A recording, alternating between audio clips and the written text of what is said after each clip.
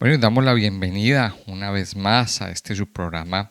Buenos días, Señor, este espacio que abrimos cada mañana para meditar en la palabra de Dios, para recibir de parte de nuestro Padre eterno su palabra, sus consejos que nos fortalecen, que nos levantan, que nos llenan de sabiduría y que nos guían a través de nuestro caminar diario con Él.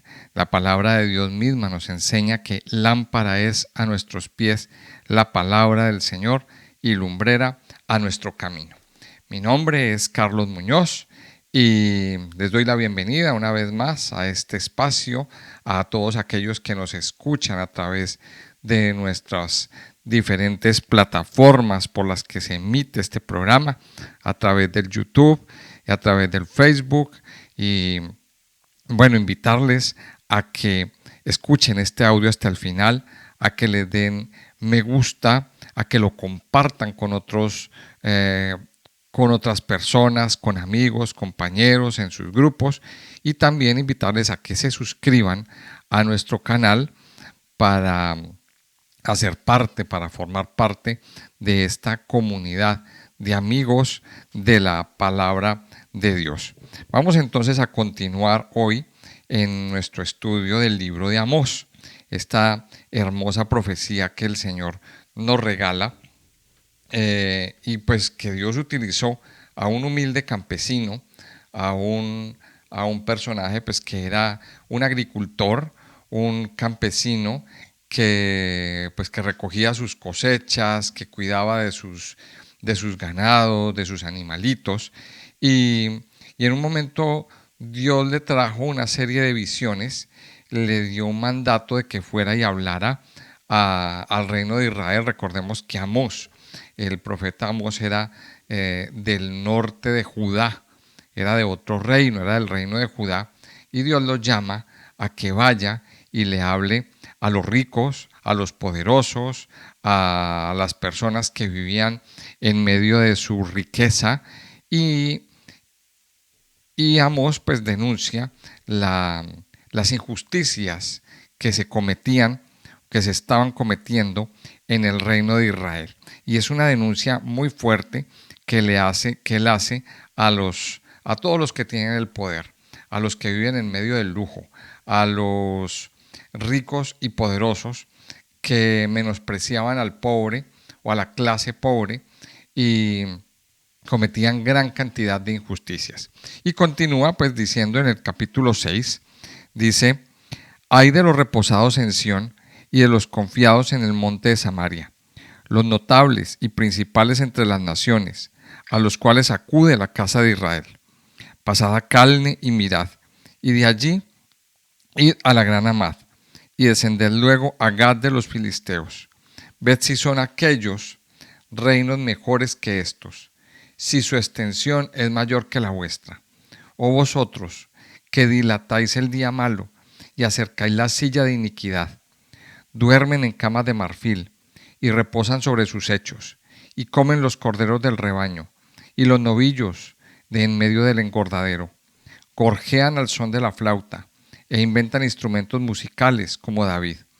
Beben vino en tazones y se ungen con los ungüentos más preciosos y no se afligen por el quebrantamiento de José. Por tanto, ahora irán a la cabeza de los que van a cautividad y se acercará el duelo de los que se entregan a los placeres.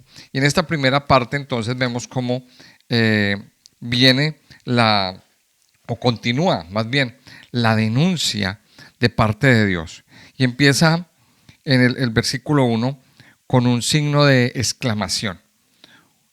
Podríamos mirarlo como una especie de grito, como una especie de que Amós levanta la voz fuertemente para decir: ay de los reposados en Sión y de los confiados en el monte de Samaria. Vamos a mirar que cuando estamos estudiando la palabra, tenemos que fijarnos mucho en, en los tonos, que marca la misma palabra. Y pues la gramática española nos ha dejado una serie de signos, y como los signos de exclamación, que son los que nos muestran que en esa parte donde están esos signos de exclamación hay es como una fuerte voz, es como un grito, como un llamado de atención. Eso es como si cogiéramos el texto, bueno, hablemos de los procesadores de texto modernos que nos permiten ponerlo en negrilla, ¿verdad? En los procesadores de texto, en el Word en otros procesadores. Pues aquí es más o menos lo mismo. Aquí está el profeta levantando la voz y dice: ay de los reposados. O sea, hay de aquellos que están reposados. Y mire, esa palabra es clave. Reposados, aquellos que tienen su confianza, o aquellos que, bueno, podríamos interpretarlo de varias formas. En otras versiones habla de los descuidados, de los que están reposando, de los que están confiando, de los que están ahí quieticos, confiando. Y mire que aquí menciona dos lugares, menciona a Sión y menciona al monte de Samaria. Y esto nos hace recordar, para entender esto, o más bien esto nos permite entender la conversación que el Señor tuvo con la samaritana en Juan capítulo 4. Y la samaritana le decía: es que a nosotros nos enseñaron que en este monte era donde debía adorarse. Y el Señor le decía a la samaritana: mujer, la hora viene y la hora ves cuando ni en este monte ni en Jerusalén adoraréis al Padre. Este monte que ella estaba hablando era el monte Gerizim, el monte que se encontraba en Samaria, donde estaban los altares, donde estaba uno de los centros de adoración del reino de Israel. Entonces, y el monte de Sión estaba en Judá, estaba en Jerusalén. Entonces, esto nos permite entender la conversación que el Señor Jesucristo tuvo con la mujer samaritana. ¿Cuáles son los dos montes que se mencionan? Bueno, el monte de Sión, donde estaba edificado el templo, y el monte de Samaria, donde estaba edificado el altar, donde iban a adorar los samaritanos. Mire lo que dice: hay de los reposados en Sión y de los confiados en el monte de Samaria, los notables y principales entre las naciones, a los cuales acude la casa de Israel. Mire, y esto nos está hablando esta primera parte de la falsa confianza en el hombre. Aquí habían personas, nos está mostrando personas que estaban muy confiadas en estas instituciones, que estaban muy confiadas en el monte de Samaria, que no iba a pasar nada, estamos seguros, estamos confiados, ¿verdad? Hay de los reposados en Sión y de los confiados en el monte de Samaria. ¿Y a quienes dirige su mirada? A los notables y principales entre las naciones, a los cuales acude la casa de Israel. Y luego nos dice: vayan, miren estas ciudades, pasad a Calne y mirad, y id de allí a la gran Amad, y descended luego a Gad de los filisteos. Vayan, miren estas ciudades, y miren si estas ciudades son reinos mejores que estos reinos, si su extensión es mayor que la vuestra. Había una confianza excesiva en estos montes, en estos lugares, en estas ciudades.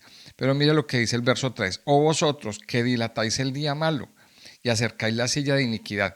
Y aquí entonces nos deja ver, nos da una descripción una vez más de cómo estaba la sociedad en ese tiempo. Y lo primero, que dilatáis el día malo.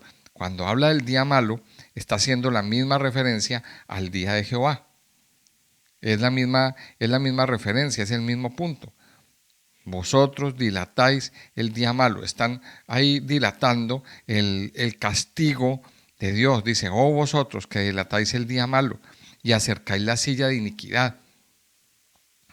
Que dilatan ese día de juicio, que dilatan ese día de cuando Dios va a venir a ajustar cuentas con ese reino pecador que estaba haciendo las cosas tan mal.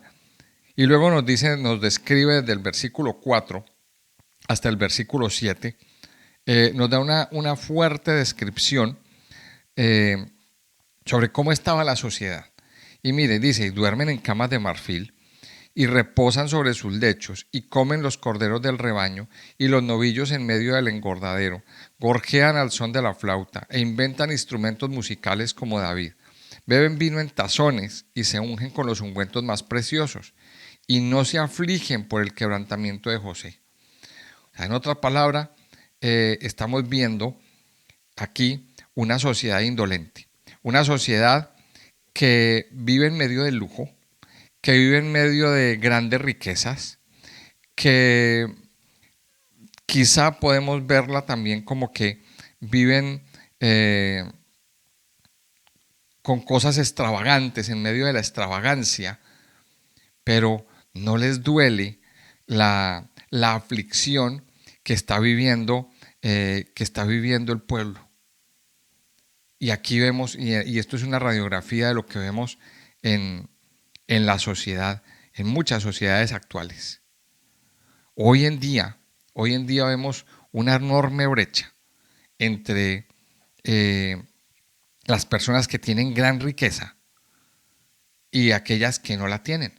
De hecho, eh, podemos ver, hay lugares en la tierra, por ejemplo, estos lugares de los Emiratos Árabes que los medios de comunicación hacen tanto alarde, ciudades como Abu Dhabi, como Doha, como Qatar, que hoy en día vemos que tienen grandes riquezas, tantas extravagancias, unos edificios pero tremendamente fuertes y una serie de lujos pues muy extravagantes. Y las noticias nos muestran eso, pero no nos muestran el otro lado o la otra cara de la moneda. ¿Y cuál es la otra cara de la moneda? La otra cara de la moneda es que detrás de esos edificios, detrás de esas ciudades tan enormes, tan lujosas, con esos coches tan lujosos, con esa extravagancia tan fuerte, hay una sociedad pobre, muy pobre, que aguantan hambre, que viven en medio de casi en la miseria, que no les pagan sus salarios como tiene que ser, que viven una tremenda injusticia. La mayoría inmigrantes. Miren, hace poco en esta región se celebró un mundial de fútbol. Para llegar a ese mundial de fútbol estuvieron trabajando más o menos unos 10 años en construir estadios, en construir hoteles, en construir una serie de ciudadelas, pues con el fin de albergar este evento. Y, y la verdad es que contrataron mucha mano de obra extranjera, sobre todo del sureste asiático, y llegaban a trabajar, pero lo que les pagaban era, podríamos decirle, una miserableza, una ínfima parte. Y estas personas pues terminaron viviendo en condiciones muy poco saludables. Y eso es lo que vemos hoy en día. O sea, personas que viven en medio del lujo, personas que viven en un nivel pero demasiado alto. Y aquí nos hablan, nos dicen de camas de marfil, comen corderos del rebaño, se inventan instrumentos, beben vino en tazones, o sea, no les basta una copa, sino tazones cada vez más grandes. Y dice aquí, y se ungen con los ungüentos más preciosos. Eh, hay todo un nivel en el que, pues a ver, nosotros los ciudadanos de clase media, pues no conocemos. Hay todo un mercado. Y esto aquí yo quiero hablarles a los que me están escuchando. Eh, hay todo un mercado del lujo al que solo acceden pues personas con, con muchísima capacidad económica. Hay todo un mercado eh, hay todo un mercado para clientes de lujo donde venden cualquier cantidad de cosas. coches, aviones, bisutería, joyería, ropa, tratamientos de belleza, que usted y yo no lo conocemos y usted y yo somos pues personas de la clase media, pues a nosotros ni siquiera nos los ofrecen, porque ellos saben que que no tenemos la capacidad de conseguir ese tipo ese tipo de cosas. Pero existe ese mercado con cosas muy extravagantes. Y eso es lo que estamos viendo aquí en este texto. Y dice que se ungen con los ungüentos más preciosos. Y eso nos deja entender, hay una referencia en el Nuevo Testamento. Recuerde que cuando estudiamos hay dos mujeres que derramaron un perfume muy caro de nardo puro que venía en una botellita de alabastro, que eso era una cosa muy exclusiva, muy cara. Acuerde que hay una referencia en el Nuevo Testamento, en los Evangelios. O sea, esos perfumes eran muy costosos. Y eso es a lo que está haciendo referencia aquí. Pero, ¿por qué Dios le está haciendo el reclamo al pueblo de Israel? Entonces dicen que viven en medio del lujo, con las extravagancias, con los mejores perfumes, con los mejores tratamientos de bellezas, y no se afligen por el quebrantamiento de José. No se afligen por el quebrantamiento de su pueblo. No se afligen por lo que está viviendo el resto de la sociedad. Porque hay una parte de la sociedad, hay una parte del pueblo que están viviendo en la miseria, que están viviendo en la pobreza, que están pasándola muy mal, que están viviendo en una situación de pobreza, de desamparo, de desempleo, y dice que no se afligen. Esto lo podríamos resumir como una sociedad indolente, una sociedad a la que no le duele las cosas que pasan, las cosas que viven. Ahora, una sociedad indolente, para ser una sociedad indolente, pues, a ver, digámoslo así, no hace falta ser millonario. Hay personas que aunque no son millonarias, que aunque no tienen ese poder adquisitivo pero tan alto, pero igual son indolentes. Porque eso está en el corazón del hombre. Está en el corazón del hombre. Y dice que no se afligen. Y entonces empieza en el versículo 7, por tanto, ahora irán a la cabeza de los que van a cautividad y se acercará el duelo de los que se entregan a los placeres. Mire cómo dice el Señor. O sea, esas personas, con su lujo, con su extravagancia, con sus muchos recursos, entre comillas, con todo lo que tienen, igual no se van a salvar de la incursión, no se van a salvar de ese día malo. Dice, irán a la cabeza. Esos son los primeros que se van a ir. Eso es lo que dice aquí, cuando llegue el tiempo de la cautividad. Y se acercará el duelo de los que se entregan a los placeres. A partir del versículo 8, pues entonces viene una sentencia, una descripción o un cuadro más bien, del castigo, la destrucción y el cautiverio. Y dice así el verso 8, Jehová el Señor juró por sí mismo, Jehová Dios de los ejércitos ha dicho, abomino la grandeza de Jacob y aborrezco sus palacios, y entregaré al enemigo la ciudad y cuanto hay en ella. Y acontecerá que si 10 hombres quedaren en una casa, morirán, y un pariente tomará a cada uno y lo quemará para sacar los huesos de casa, y dirá al que estará en los rincones de la casa, ¿hay alguno contigo? Y dirá, no. Y dirá aquel, calla, porque no podemos mencionar el nombre de Jehová. Porque he aquí, Jehová mandará y herirá con hendiduras la casa mayor y la casa menor con aberturas. ¿Correrán los caballos por las peñas? ¿Ararán en ellas los bueyes, con bueyes? ¿Por qué habéis vosotros convertido el juicio en veneno y el fruto de justicia en ajenjo? Vosotros que os alegráis en nada, que decís, ¿no hemos adquirido poder con nuestra fuerza? Pues he aquí, oh casa de Israel, dice Jehová, Dios de los ejércitos, levantaré yo sobre vosotros a una nación que os oprimirá desde la entrada de Amad hasta el arroyo del Arabá. Aquí está Dios hablando entonces del castigo y la destrucción y el cautiverio. Recordemos cómo empezó esto.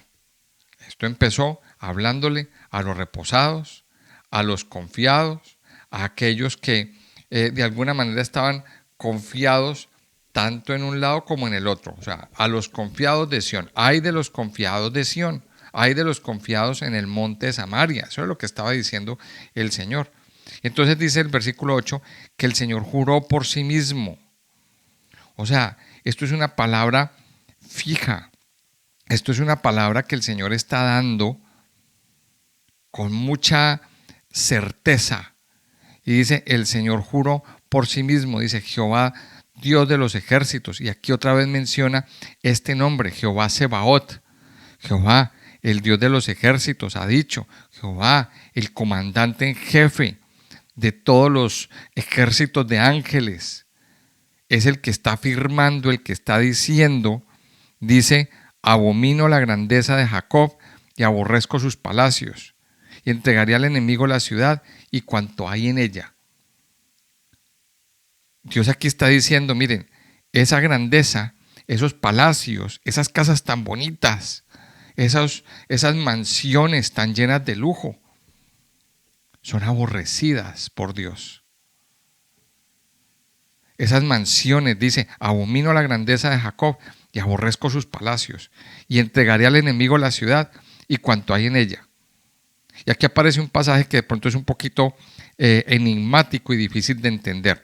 Dice, cuando dice que acontecerá que si 10 hombres quedaren en una casa, morirán. Y un pariente tomará cada uno y lo quemará para sacar los huesos de la casa, y dirá al que estará en los rincones de la casa, ¿hay alguno contigo? Y dirá, no. Y dirá aquel, calla, porque no podemos mencionar el nombre de Jehová.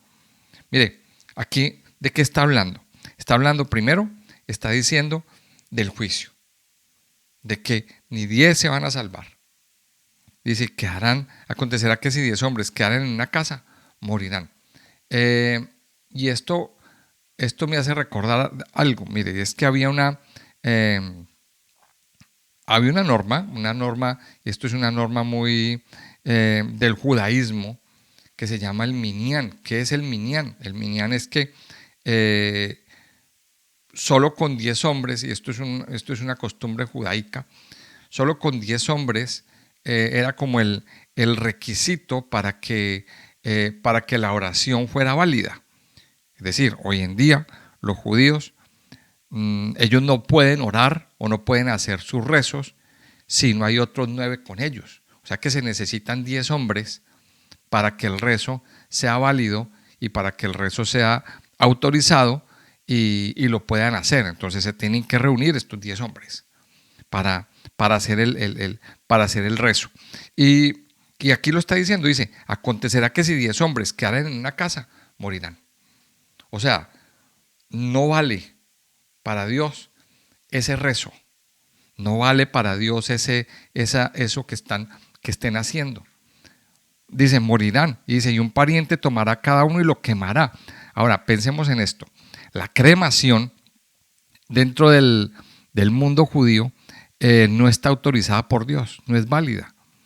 ¿Por qué? Porque Dios mandó o ha mandado a que dentro del mundo judío y dentro del mundo musulmán, ni los judíos ni los musulmanes creman a sus muertos. No sé otras culturas también cómo lo harán. Yo hablo de estas dos, que son las costumbres del Medio Oriente. Era prohibido por Dios la cremación, porque se contaminaba el aire y ellos se contaminaban con los muertos. Pero aquí dice que cremaban a los muertos, que los quemaban. Y también dice más adelante dice que dice aquí, y quemará para sacar los huesos de casa, y dirá al que estará en los rincones de la casa, ¿hay alguno contigo? Y dirá, no. Y dirá aquel, calla, porque no podemos mencionar el nombre de Jehová. ¿Qué significa esa parte? Mire, que había cierta vergüenza, vamos a llamarlo así, que no podían ni siquiera mencionar el nombre de Dios, porque estaban contaminados con los muertos. Entonces, no podemos mencionar el nombre de Dios, quizá por miedo, quizá por vergüenza, pero no lo hacían. Dice, calla porque no podemos mencionar el nombre de Jehová. Y ahora dice, correrán los caballos. Aquí hace dice el versículo 11, porque aquí Jehová mandará y herirá con hendiduras la casa mayor y la casa menor con aberturas. O sea, y otra vez la emprende contra esas casas lujosas, contra las casas lujosas, contra las casas grandes, contra esas casas bonitas, pero también contra las pequeñas. Dice, Jehová mandará y herirá con hendiduras la casa mayor y con aberturas la casa menor. Es decir, dentro de este juicio, ninguna se va a salvar. Eso es lo que nos está diciendo aquí la palabra de Dios. Eso es lo que nos está diciendo aquí la Biblia, este pasaje de Amós. ¿Cómo termina este pasaje? Dice, correrán los caballos por las peñas, ararán en ellas con bueyes, ¿por qué habéis vosotros convertido el juicio en veneno y el fruto de justicia en ajenjo? Ahí está la razón. Que alteraron el juicio. Otra vez Dios está reclamando. Dice, ¿por qué habéis vosotros convertido el juicio en veneno? O sea, vamos a llamarlo de otra forma. Convirtieron el remedio que era para un beneficio, lo convirtieron en algo malo. Lo convirtieron en algo malo. Dice, convirtieron el juicio en veneno y el fruto de justicia en ajenjo. Porque Dios, desde que instituyó los jueces, Dios instituyó los jueces y les dijo a los jueces, ustedes tienen que ser muy, muy cuidadosos a la hora de dictaminar juicios. No se dejen corromper, no se dejen sobornar, no se dejen llevar por las emociones. O sea, Dios le dio unas instrucciones a los jueces y a los ancianos. Recuerde cuando Moisés se reunió con Jetro en el desierto y Jetro le da ese consejo y le dice, nombre consejeros, nombre jueces para que apliquen bien la ley. Y Dios le da, y a través de Moisés se da unas instrucciones para esas personas. Y a partir de ahí se nombran los jueces. ¿Pero qué dice? Que convirtieron el remedio, el juicio, en veneno, en algo malo. Termina diciendo, vosotros que os alegráis en nada, que decís, no hemos adquirido poder con nuestra fuerza. Pues he aquí, oh casa de Israel, dice Jehová Dios de los ejércitos, levantaré yo sobre vosotros a una nación que os oprimirá, desde la entrada de Amad hasta el arroyo del Arabá.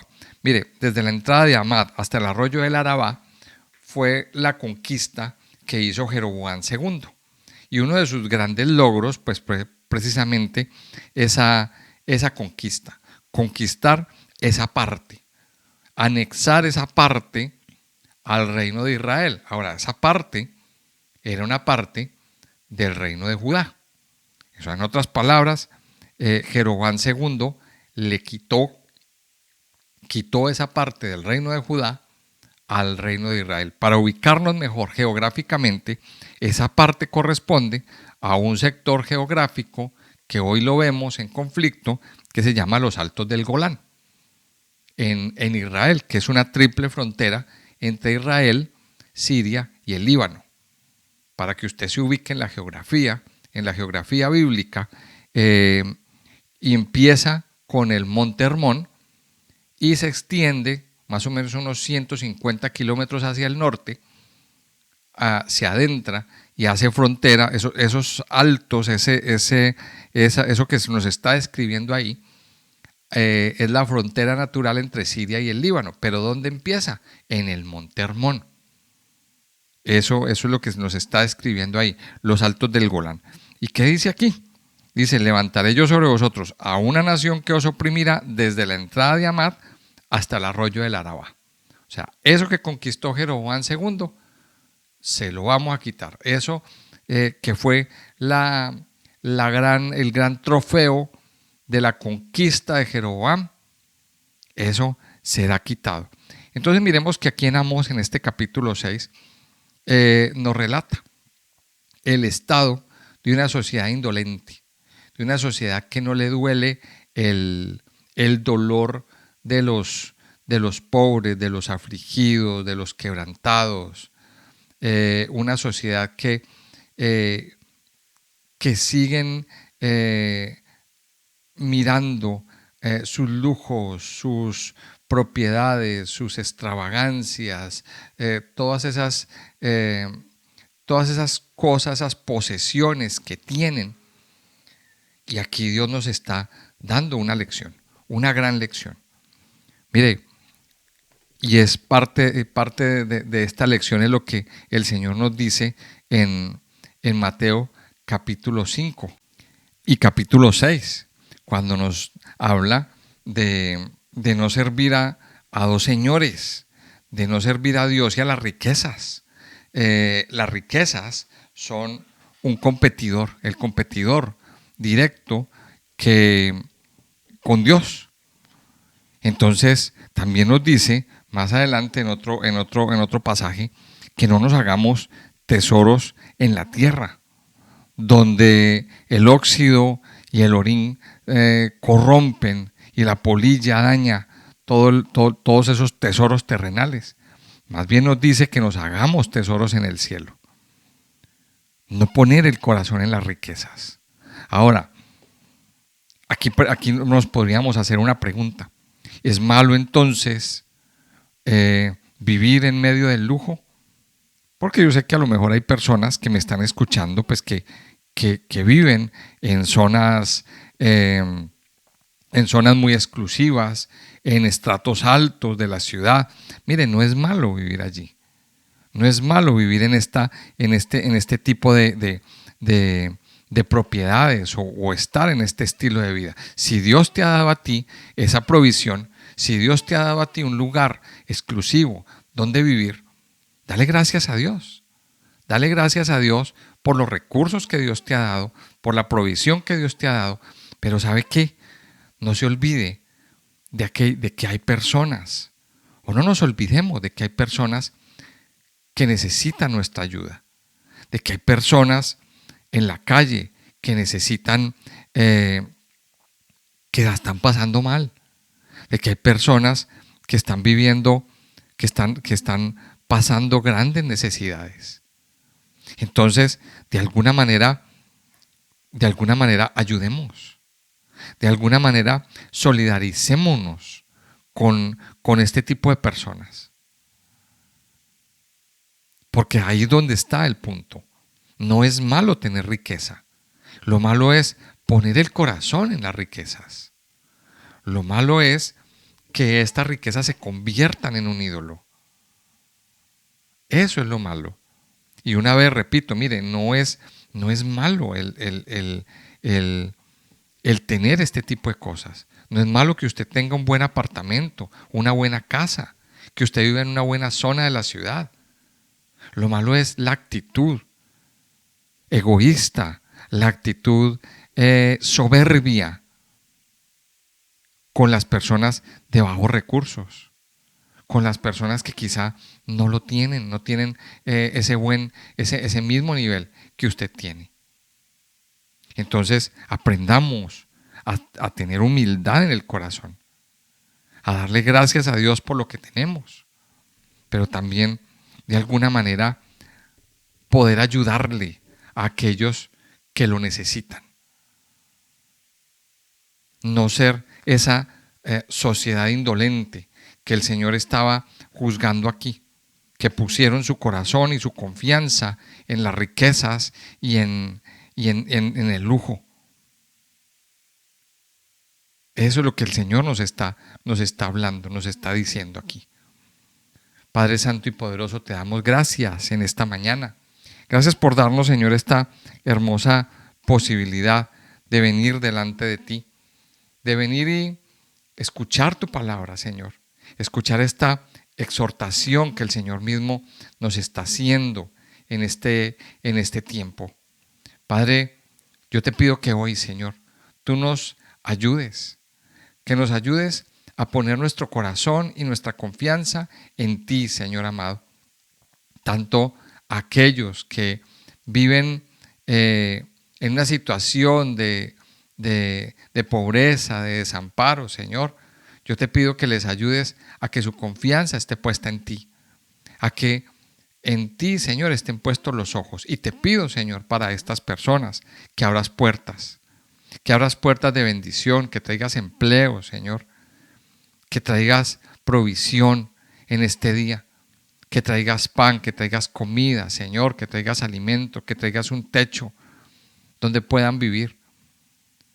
Pero sobre todo, Señor, que traigas tu palabra de esperanza, tu salvación, Padre amado. Padre Santo, tu palabra nos ha enseñado en las bienaventuranzas.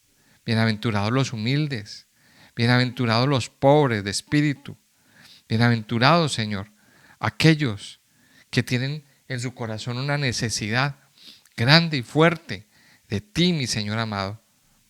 Padre Santo, yo hoy pongo también en tus manos y te pido, Señor, que también estés tú con aquellos que por la gracia de Dios, por la misericordia de Dios, pueden hoy disfrutar de una casa bonita, de una casa grande, quizá de una casa lujosa, de unos recursos. Padre, yo también te pido, Señor, que cuides, que permitas que este corazón sea cuidado, que estos corazones, Señor, no se llenen de soberbia, ni se llenen de altivez, ni de egocentrismo, sino que por el contrario, Señor, que estos corazones hoy se humillen delante de ti y entiendan que todos esos recursos están ahí por la gracia y la misericordia de Dios. Padre Santo, te damos gracias, muchas gracias, mi Señor, porque eres tú el que pone en orden el juicio, eres tú el que pone en orden todas estas injusticias que en algún momento, Señor, se están cometiendo. Yo te alabo y te bendigo, Padre, en el nombre precioso de Jesús. Amén y amén.